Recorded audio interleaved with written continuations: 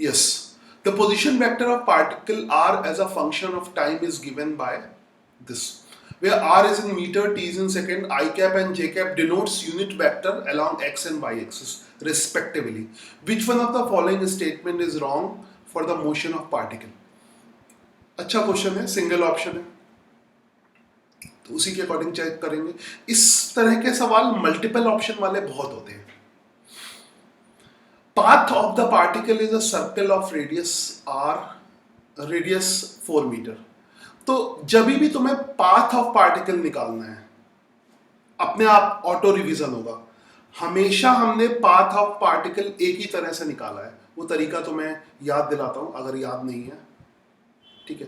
तो अगर तुम उस तरीके को याद करने की कोशिश करते तो सवाल बहुत आसान था, ठीक है। वो तरीका क्या है, पहले मैं इक्वेशन लिख लेता हूं। 4 sine 2 pi t i cap, 2 pi t i cap, ठीक है, प्लस 4 कॉस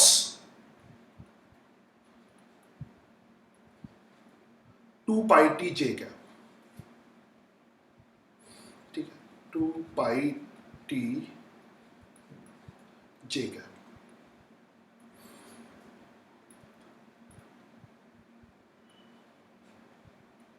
एक second, 2 pi t j cap. पहले मैंने इक्वेशन लिख ली। आगे पाथ निकालने का सिर्फ एक ही तरीका होता था कि x कोऑर्डिनेट देखो, x पोजीशन देखो और y पोजीशन देखो, ठीक है। तो थोड़ा सा मैं इसमें, ये जो पोजीशन हो जाती है वो x हो जाती है, और हर सवाल में जहां भी पाथ निकालना हमें ऐसे ही निकालना है y, ठीक है। तो इसका मतलब x लिख सकते हैं, x आई के x की वैल्यू हो जाएगी sign 2 pi T, sign 2 pi T. अच्छा एक चीज देखो, दोनों में सेम है, 2 पाई टी यहां भी है, 2 पाई टी यहां भी है। तो इसको थोड़ी देर के लिए मैं थीटा एज्यूम कर लेता हूं, क्योंकि अननेसेसरी मुझे ना लिखना पड़े, है ना। तो sine theta is equal to x हो गया, दोनों थीटा होंगे। अगर 2 पाई टी मैंने थीटा ले लिया तो ये दोनों थीटा होंगे। तो थीटा मैंने कितना ले लिया, 2 पाई टी। मतलब ये चेक करो कि दोनों के एंगल सेम है कि नहीं है, ठीक है। तो x is equal to sine theta हो गया, और y is equal to cos theta हो गया। थीटा क्या है, थीटा टाइम का फंक्शन है, टाइम पे डिपेंड करता है ना। थीटा किस पे डिपेंड करता है, टाइम पे, ठीक है। तो याद करो, जब हमने पाथ इक्वेशन निकालना सीखा था तो ये बताया था मैंने कि x की इक्वेशन लिखो और y की इक्वेशन लिखो और t को गायब करो, ठीक। t की जगह मैंने यहां पर क्या ले लिया, थीटा। थीटा और t में क्या फर्क है, 2 पाई का तो मल्टीप्लिकेशन है। अब मुझे थीटा को गायब करना है, ठीक है। थीटा को मैं कैसे गायब कर सकता हूं, है ना। मैथ्स वालों को तो बहुत आसानी से समझ में आ गया होगा, और आई थिंक नीट वालों को भी आना चाहिए ये, कि थीटा को गायब करने के लिए हम यूज कर सकते हैं साइन स्क्वायर थीटा, और ये हमने 10th में ही पढ़ा था, sine square theta plus cos square theta is equal to 1, cos square theta is equal to 1। तो x की वैल्यू है 4 साइन थीटा, देखो मैं 4 लिखना भूल गया यहाँ पे 4, और y की वैल्यू है 4 कॉस थीटा, ठीक है। तो 4 लिखना, ध्यान रखना इसको, यहाँ पे x की वैल्यू 4 साइन थीटा बाई 4 का स्क्वायर, और कॉस थीटा की वैल्यू कितनी आ जाएगी, y बाई 4 का स्क्वायर इज इक्वल टू 1। तो फाइनली ये हो जाएगा, फाइनली ये पाथ की इक्वेशन आ जाएगी, और ये है x square plus y square is equal to 4 का स्क्वायर। अब जिनको थोड़ी सी भी मैथ्स पता होगी, या last I think last test में भी ऐसा एक क्वेश्चन आया था, इक्वेशन ऑफ सर्कल वाला, तो 4 इसका रेडियस होगा। अब सिंगल ऑप्शन है तो आगे चेक करने की जरूरत नहीं है, ठीक है। ये मल्टीपल ऑप्शन में जल्दी कन्वर्ट हो सकता था। एक्सेलरेशन अगर चूज करना है, हाँ अच्छा इनकरेक्ट चूज करना था तो मल्टीपल ही बन गया, तो डिफिकल्ट बना दिया। चलो तो ये तो करेक्ट है तो मैं लिखता जाऊं, ये करेक्ट है, रॉन्ग चूज करना, फिर तो ये मल्टीपल ऑप्शन वाला क्वेश्चन ही हो गया।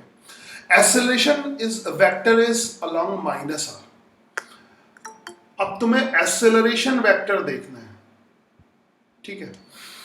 एक्सेलरेशन वेक्टर वो डीवी अपॉन डी टी होता है, मगर v तो यहां पर है नहीं, ठीक है, इसलिए हमें पहले वेलोसिटी निकालना पड़ेगा। तो पूरी प्रोसेस ही करनी है इसमें, एक अच्छा क्वेश्चन बन गया।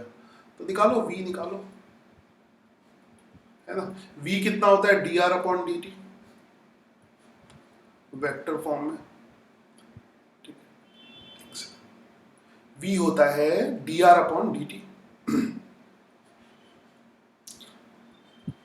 ठीक। अब r को डिफरेंशिएट करना है, इसको डिफरेंशिएशन का जो ट्रिकी अप्रोच है, जो कि एसएचएम में बहुत यूज होने वाला है। ये सब चीजें सिंपल हार्मोनिक मोशन में बहुत ज्यादा यूज होंगी, और इतना ज्यादा यूज होती हैं कि बच्चे इसको याद कर लेते हैं, ठीक है। मगर यहां पर तुम डिफरेंशिएट कर सकते हो, डिफरेंशिएशन हमने डिटेल में पढ़ा है। मगर एक जो ट्रिकी अप्रोच है, जैसे जब साइन और कॉस का डिफरेंशिएशन हम करते हैं तो साइन कॉस में कन्वर्ट हो जाता है और कॉस माइनस साइन में, और अगर कोई कांस्टेंट भी इसके साथ है तो वो जो कांस्टेंट है वो बाहर आ जाता है। चलो शुरू करें। D R upon d T को डिफरेंशिएट करें, तो पहले तो आर लिख लें, फोर को तो पहले ही बाहर कर लें कि उसकी जरूरत नहीं है ना। यहां पे लिखें D by D T of sine 2 pi t i cap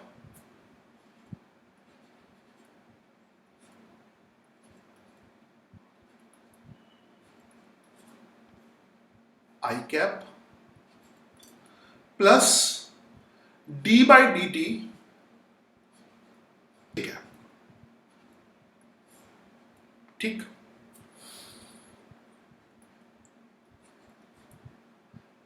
four तो जैसा बाहर है वैसे ही रहेगा, फोर।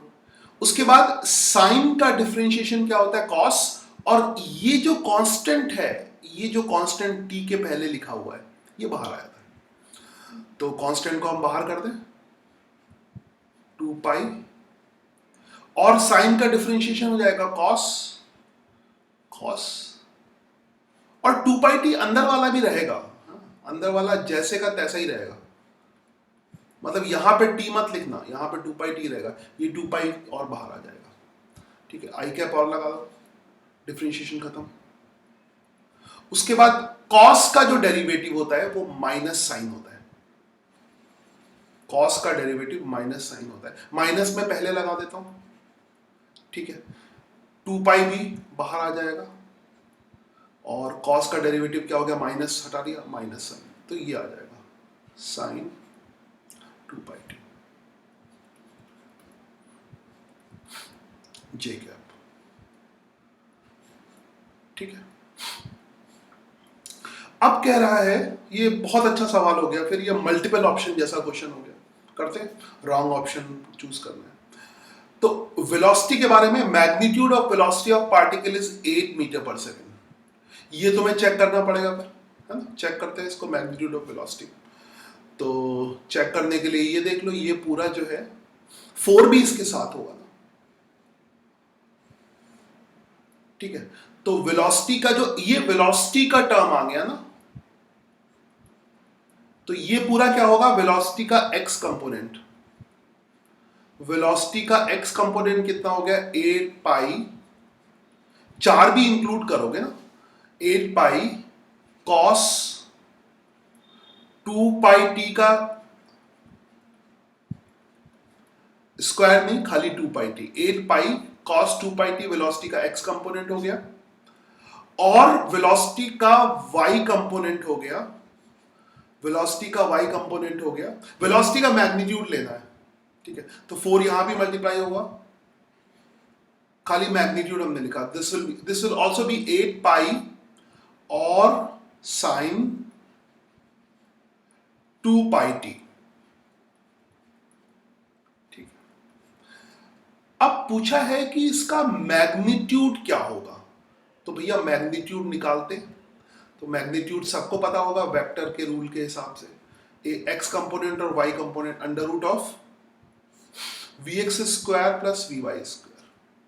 ठीक है, v x square plus v y square. तो ऑब्वियसली फिर क्या आ जाएगा, मैं पूरा सॉल्व, तुमने गेस तो हो गया होगा, 8 नहीं होगा, कि तुमने अभी तक गेस कर लिया होगा कि ये गलत है, फिर भी चेक कर लो पूरा क्या हो जाएगा। वी एक्स कितना 8 पाई, मैं पूरा पूरा कर देता हूं, दैट विल बी 8 पाई का स्क्वायर, 8 पाई का स्क्वायर। मैं पूरा बाहर ले लेता हूं क्योंकि 8 पाई तो दोनों में आएगा, थोड़ा टाइम बचेगा। अंदर क्या होगा, cos square 2 pi T, cos square 2 pi T, ठीक है, plus sine square 2 pi T, square 2 pi T. ठीक है, और cos square theta plus sign square theta क्या होता है, 1 होता है। तो वेलोसिटी आ जाएगी 8 पाई मीटर पर सेकेंड। तो रॉन्ग ढूंढना है तो रॉन्ग तो फिर यही है, ठीक है, रॉन्ग तो यही है। अच्छा, मैग्नीट्यूड ऑफ एक्सेलरेशन, अच्छा सर्कुलर मोशन हो रहा है क्योंकि पार्टिकल सर्कल में मूव कर रहा है, तो मैग्नीट्यूड ऑफ एक्सेलरेशन तो वी स्क्वायर बाई आर होगा ही, सॉरी। और इसमें यूनिफॉर्म सर्कुलर मोशन है। यूनिफॉर्म सर्कुलर मोशन क्यों है, क्योंकि वेलोसिटी का मैग्नीट्यूड कांस्टेंट है, 8 नहीं है, मगर वेलोसिटी का मैग्नीट्यूड तो 8 पाई है। तो यूनिफॉर्म सर्कुलर मोशन में acceleration v square by r होता है, एक्सेलरेशन का मैग्नीट्यूड, है ना, वेक्टर तो सेंटर की तरफ होगा। तो ये करेक्ट ऑप्शन है, ये करेक्ट है, थर्ड वाला, इसको चेक करने की जरूरत नहीं। सेकंड वाला देख लो, acceleration vector is along minus R. तो अगर तुमने ये गेस कर लिया है कि सर्कुलर मोशन कर रहा है और सेंट्रीपिटल एक्सेलरेशन है, तो उसमें एक्सेलरेशन माइनस आर की तरफ ही होगा। ठीक है, तो अगर तुम नीट के स्टूडेंट हो तो इतना सफिशिएंट है, नहीं तो अगर तुम्हें मैथ्स पता है तो इसको फर्दर डिफरेंशिएट कर लो, ये प्रूफ भी हो जाएगा, एक्सेलरेशन भी निकाल लो। तो इस सवाल को पूरा करने के लिए मैं इसको फर्दर डिफरेंशिएट कर लेता हूँ। ठीक है, तो फर्दर डिफरेंशिएट करने में 8 पाई तो बाहर आ जाएगा। चलो आगे करते हैं। तो वेलोसिटी का एक्सप्रेशन मैंने लिखा, 8 पाई बाहर आ गया, ये मैथमेटिकल तरीके से प्रूफ कर देता हूं, तो ये पूरा हो जाएगा। 8 पाई बाहर आ गया, अंदर क्या बचा, cos 2 pi t i cap, cos 2 pi t i cap, ठीक है, cos 2 pi t i cap, और क्या है, minus sign 2 pi t j cap. अच्छी तरह से ध्यान देना, कहीं कोई गड़बड़ नहीं होनी चाहिए, और जैसे ही गड़बड़ हो माइक्रोफोन ऑन करके फौरन बताओ, वरना टाइम का नुकसान तुम्हारा होगा। ठीक है, बहुत ध्यान से देखो एक एक स्टेप, ऑब्वियसली जो बच्चे ध्यान से देख रहे हैं। तो वेलोसिटी आ गया, एक्सेलरेशन क्या हो जाएगा, dv upon d t. Acceleration क्या होगा, डीवी अपॉन डी टी होगा। तो acceleration is equal to dv upon d t, dv upon d t. तो यहां भी वही चीज होगी, सेम चीज को रिपीट कर सकते हो, सेम चीज रिपीट होगी, प्रोसेस वही है डिफरेंशिएट करने की। अभी कांस्टेंट 2 पाई है तो बाहर आके 16 पाई हो जाएगा, 16 पाई स्क्वायर, पूरा 2 पाई आएगा ना, तो it will be 16 pi square. फिर से रिपीट करता हूं, एसएचएम में इस तरह के डिफरेंशिएशन बहुत कॉमन है, बहुत कॉमन है। 16 पाई स्क्वायर, cos 2 पाई का डेरिवेटिव होता है माइनस, cos का माइनस हो जाएगा, तो माइनस साइन 2 पाई टी, ठीक है, आई कैप। ये एक तरह से जो टॉपिक तुमने नहीं भी पढ़ा है उसका रिवीजन हो गया, एसएचएम का रिवीजन हो गया जो कि आगे पढ़ने वाले हो, ठीक है, पूरा एसएचएम लग जाता है इसे। साइन का, फिर साइन का डेरिवेटिव क्या हो जाएगा, plus cos 2 pi T. Logically हमने पहले ही गैस कर लिया है, मगर मैथमेटिकली थोड़ी मेहनत करनी पड़ेगी, ठीक है।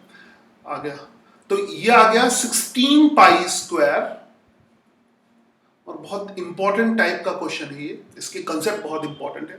जैसे फिजिक्स में हमेशा कंसेप्ट इंपॉर्टेंट होते हैं, तो इक्वेशन कोई भी दे दे, बेसिक कंसेप्ट तो तुम यही लगाओगे, या अभी तक प्रैक्टिस करते करते तुम समझ चुके होगे कि हर जगह कंसेप्ट वैसे ही लगते हैं। अब देख लो ये क्या है, माइनस साइन अगर मैंने बाहर ले लिया तो पोजीशन वेक्टर हमारा क्या है, ऊपर जाए, वो क्या है 4 साइन 2 पाई टी, ये है। तो हम sine 2 pi t i cap और cos 2 pi t j cap को, ठीक है, ये क्या आ गया, एक्सेलरेशन।